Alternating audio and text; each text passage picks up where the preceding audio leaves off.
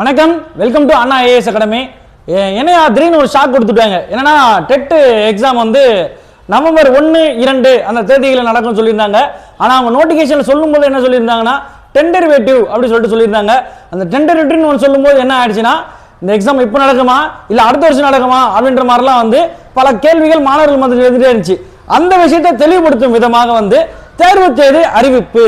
என்னைக்கு தேர்வு சார் அப்படின்னும் போது டெட் பேப்பர் 1 நவம்பர் 1ஆம் தேதி நடக்கிற எக்ஸாம் 15ஆம் தேதியும், பேப்பர் 2 நவம்பர் 2ஆம் தேதி நடக்கிற எக்ஸாம் 16ஆம் தேதியும் வந்து கண்டிப்பா நடைபெறும் அப்படின்ற மாதிரி ஒரு தகவல் இப்ப பார்த்தா வந்து வெளியே வந்திருக்கு. அப்ப நமக்கு எக்ஸாம் ஒரு ஏறத்தாழ எவ்வளவு நாட்கள் இருக்க போகுது அப்படின்னும் போது இன்னும் 85 நாட்கள் தெளிவாக இருக்கு.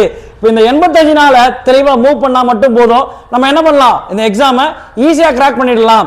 சரிங்களா? ரைட். நீங்க என்ன படிக்கணும், எப்படி படிக்கணும் அப்படின்ற விஷயம் தெரிஞ்சுக்கொள்ளதுக்கு நம்ம அகாடமியை ஃபாலோ பண்ணிட்டு இருக்கீங்க. தேங்க்யூ.